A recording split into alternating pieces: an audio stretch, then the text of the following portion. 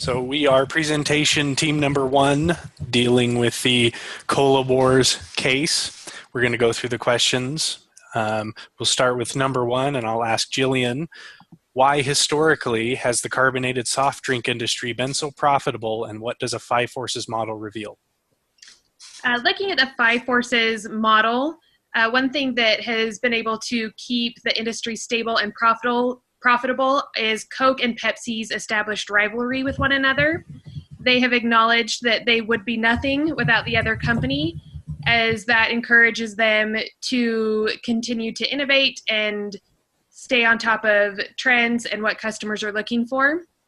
Coke and Pepsi have also been able to take leverage away from suppliers. Since they are the two main brands on the market, suppliers want to be able to have their product, and so they don't have a lot of bargaining leverage. Customers in this industry tend to stay brand loyal, so once Coke or Pepsi are able to gain a customer, they generally are able to keep that customer for life, which results in a lifetime of profits. Aspiring entrants have difficulty entering an industry with high levels of barriers of entry. It's difficult since Coke and Pepsi have both been around since the late 1800s for other companies to enter the market and to try and compete in a meaningful way since both companies are so established. Substitute offerings and identifying trends early has also been a great option for Coke and Pepsi, as they've been able to produce products that customers will like, even if they are not large carbonated drinks consumers. Okay, that's great. For question number 2, I'm going to go to Carla. Compare the economics of the concentrate business and the bottling business. Why is profitability so different? The concentrate business has a significant power over the bottling industry, where they have different contracts and they're able to set up the prices that the bottling industry can get the concentrate at. We also believe that they're different industries, but they complement each other. So they're not necessarily competing with each other.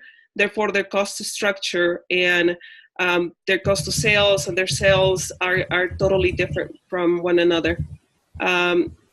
Also, their initial capital investments are quite different. It is a lot more costly to enter the bottling business than the concentrate business. Okay, perfect. Thank you. Chris, how has the competition between Coke and Pepsi affected the industry's profits?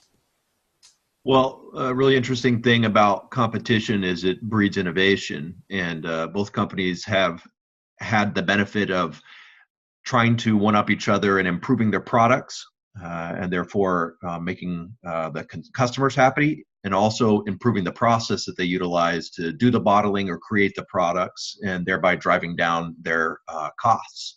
So increased sales from happy customers and decreased cost equals more industry profits. One of the other things that's really interesting about this is the competition has created this pricing war in some cases, where the prices get lowered and then the sales go up as a result. And we're seeing kind of what was a discount price is now a normal price, and that enables more sales from for both industries, or sorry, for both brands, thereby kind of raising the water level for both brands in terms of profits. And then one of the other things that's really interesting about this competition scenario is it's driving both companies to expand their product offerings, not just the different products, but also the places that they sell them. So both companies are expanding into new markets, and as a result, their overall sales are increasing globally. Great, thank you. The last question goes to you, Jane.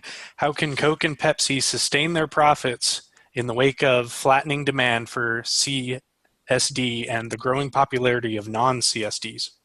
Sure. One of our recommendations for both firms is basically we wanted them to continue to diversify and seek more opportunities with non-CSDs, basically matching more consumer health trends. We also wanted them to strengthen their vertical integration with direct-to-retailer distributor chains, and also to have their concentrate producers to build up their bottling network. And then also we wanted them to consider exploring emerging markets more, particularly in Asia, Middle East, and Africa, not just with the CSDs, but also with non-CSDs. And then finally to recognize and increase brand recognition a little bit more in both markets, but particularly non-CSDs, as that's where the trend is heading. And then finally to really just identify new trends, be adapted to them, and then respond accordingly. Great, thank you. All right, that is our presentation for Group 1. Thank you so much.